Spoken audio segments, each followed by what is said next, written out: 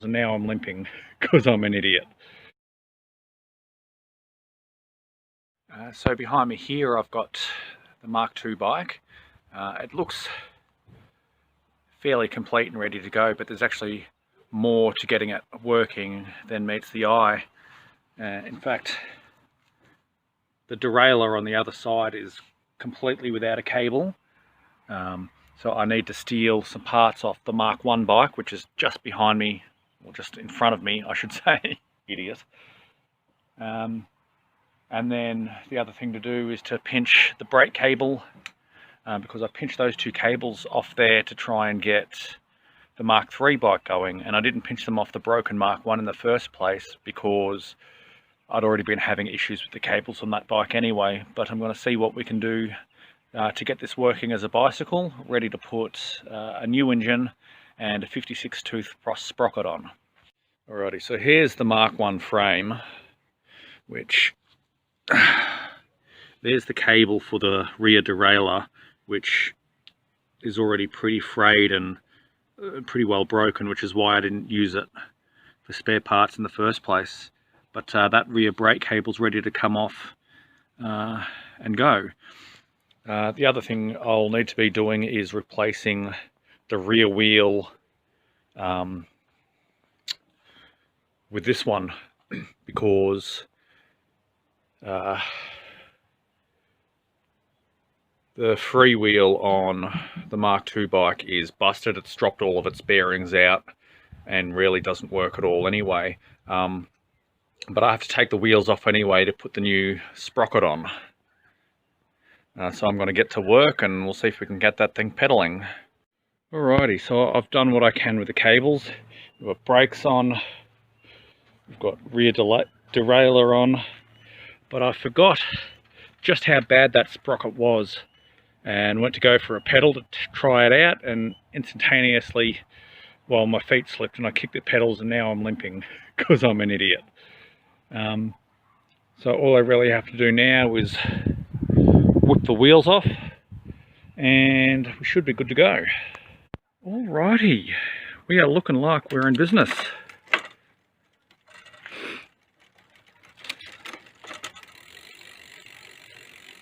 Once it settles down into a gear it likes.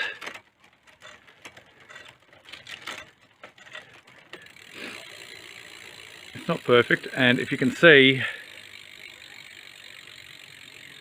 there's a little bit of an alignment issue going on here, but I'm not too worried about that for the moment, because I've got to get the wheel off to get the 56 tooth sprocket on anyway.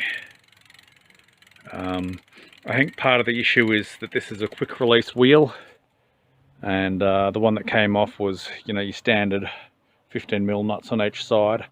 So I do feel like there might be a bit of difficulty there, but looking at the state of that tyre anyway, chances are I'll have this wheel on and off quite a few times anyway.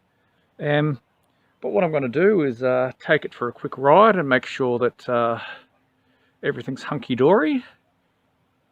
And then it's just a waiting game for the new engine kit to arrive.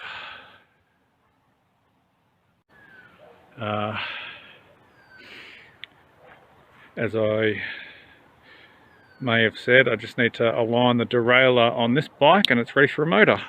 Right, so the rest of that video I filmed maybe 2 days ago. Couple of things to update just for the end of this video and before the next one. First of all,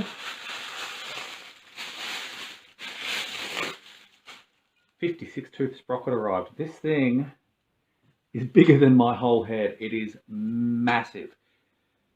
I cannot wait to get that on the bike. No way known is this going to go on the Mk4, chiefly because I just do not want to have to go through dremeling out another sprocket ever again. I've got the 44 tooth that fits if I ever want to go back to a rag joint, and the hub adapter for the time being. We'll see how that goes. So we're still waiting on the motor, but according to my tracking, it's coming tomorrow. So I just hope it comes in the morning and I'm not sitting around waiting all day for it. No idea what the quality of this one's going to be like. It's a new supplier.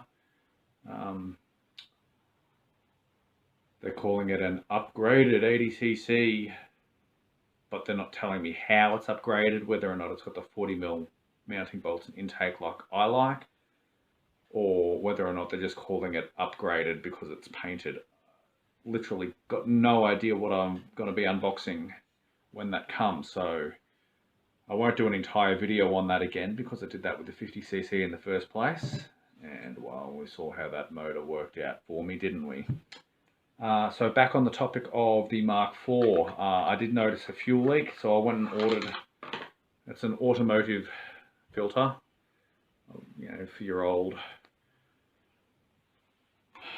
beat up bomb cars, I guess. So what I'm going to do, because that's quite a lot larger than the little ones that come with the kits, I'm going to just have that one filter and the two lines leading into that. So I'll get rid of having a filter on each tank on the Mark IV bike, and seeing how we go with size and fitment, we'll try and get that going.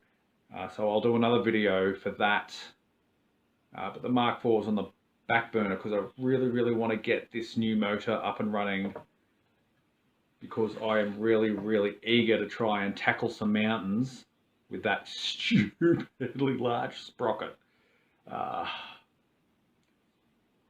If it all goes well, it should be a whole lot of fun. I'll let you know how it goes.